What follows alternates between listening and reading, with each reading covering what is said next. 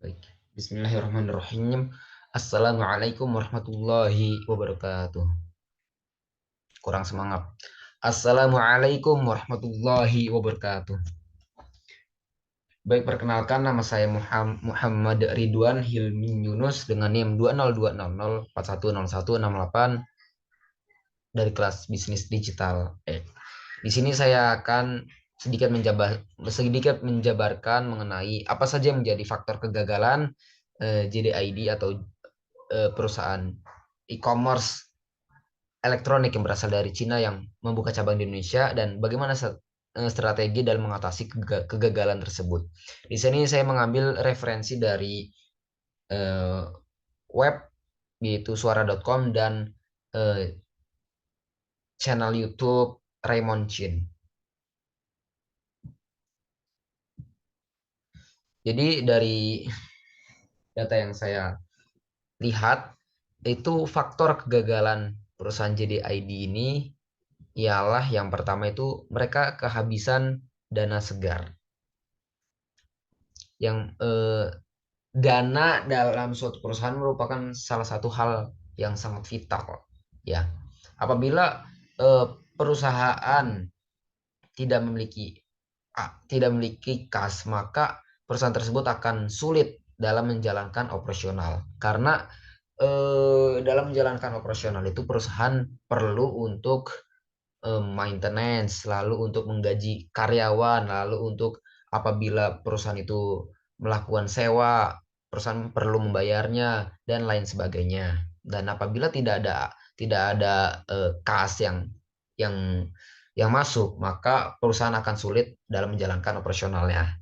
Nah, yang kedua, JDID ini kalah bersaing dengan e-commerce the Big Five, yang mana dari data yang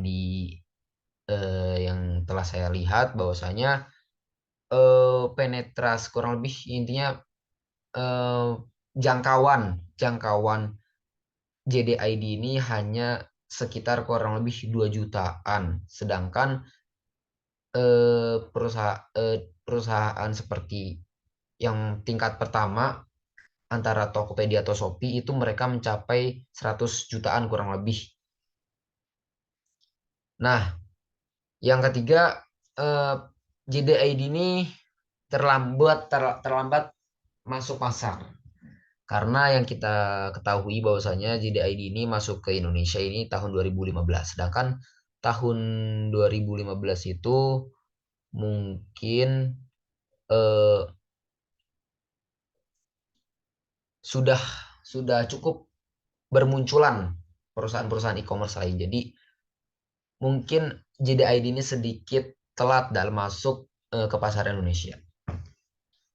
Yang keempat, perusahaan JDID ini kurang bisa beradaptasi karena mereka ini apa namanya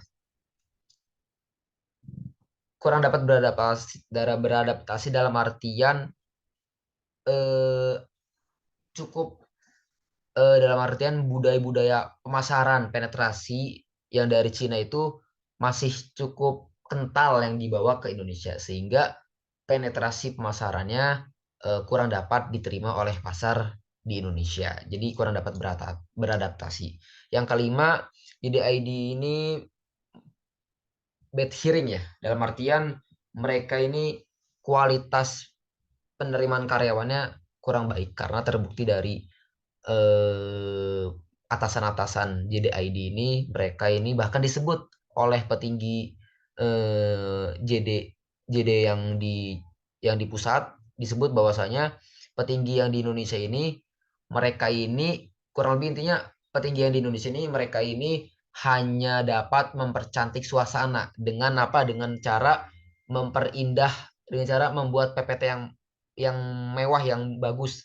Intinya dengan situasi sesulit apapun, mereka ini berusaha untuk mengemas kondisinya itu, dikemas biar terlihat dengan baik itu. Nah, yang keenam itu ada force major. Force major seperti adanya guncangan ekonomi. Lalu strategi mengatasi kegagalan ini, yang pertama, perusahaan JDID ini harus memangkas biaya yang tidak terlalu penting karena bisa saja ada kegiatan-kegiatan yang budget yang costnya itu justru malah melampaui apa yang seharusnya cukup gitu. Kayak mungkin ada eh, biaya pemasaran yang mungkin menyewa brand ambassador atau atau semacamnya yang itu melebihi cost yang sewajarnya gitu.